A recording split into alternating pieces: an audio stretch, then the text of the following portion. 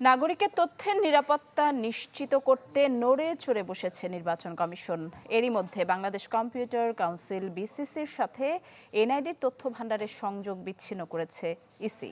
শর্ত লঙ্ঘনে নির্বাচন কমিশন কিংবা বিসিসির কেউ জড়িত থাকলে তাদের বিরুদ্ধে আইনানুগ ব্যবস্থা নেওয়া হবে বলেও জানান এনআইডির মহাপরিচালক। বছর শেষের খুশি নগদে হবে বেশি। নগদ পেমেন্টে নির্দিষ্ট ক্যাটাগরির কেনাকাটায় 300 টাকা পর্যন্ত ক্যাশব্যাক। নাগরিকদের ব্যক্তিগত তথ্য ফাঁস হবার কথা প্রথম জানা যায় গত বছরের ৭ জুলাই।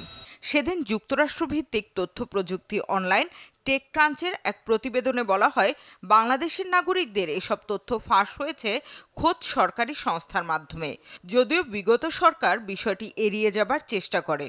কিছু টেকনিক্যাল দুর্বলতা ছিল, যার ফলে আসলে তথ্যটা খুব সহজেই দেখা যাচ্ছিল। সরকার পরিবর্তনের পর পুলিশ জানায় 11 কোটি মানুষের 46 ধরনের তথ্য ছিল ফাঁসের তালিকায়। আরও জানায়, নাগরিকদের তথ্যের মিরর কপিটি বিনিময় না করার শর্তে নির্বাচন কমিশন দিয়েছিল বাংলাদেশ কম্পিউটার কাউন্সিলকে। চুক্তিটি হয় 2022 সালে, তবে 2019 সালেই সেসব তথ্য একটি বেসরকারি প্রতিষ্ঠানকে ব্যবহারের সুযোগ দেয় বিসিসি। পট পরিবর্তনের পর শেখ হাসিনা পুত্র জয়, জুনায়েদ আহমেদ পলক সহ 19 জনকে আসামি করে মামলাও হয়। এমন ঘটনা রোধে বিসিসির সাথে এনআইডির তথ্য ভান্ডারের সংযোগ বিচ্ছিন্নের কথা জানায় ইসি।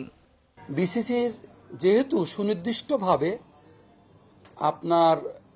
তাদের সাথে যে চুক্তি ছিল সেই চুক্তি লঙ্ঘন করেছে, তারই ধারাবাহিকতায় চুক্তিটি বাতিল করা হয়েছে। চুক্তির শর্ত বরখেলাপ করা ব্যক্তিদের বিরুদ্ধে আইনানুগ ব্যবস্থা নেয়ার কথাও জানান। এই চুক্তির শর্ত লঙ্ঘনে যে বা যারা জড়িত ছিল তাদের তো বাঁচবার আসলে কোনো সুযোগ নেই। নির্বাচন কমিশন সচিবালয় থেকে নিশ্চয়ই ব্যবস্থা গ্রহণ করা হচ্ছে। এদিন সংসদীয় আসন বিগত সরকারের আগে অর্থাৎ 15 বছর আগের অবস্থায় ফিরিয়ে নেয়ার আবেদন করেছেন বরগুনার সাবেক সংসদ সদস্য ও বিএনপির ভাইস চেয়ারম্যান নুরুল ইসলাম মনির নেতৃত্বাধীন একটি প্রতিনিধি দল।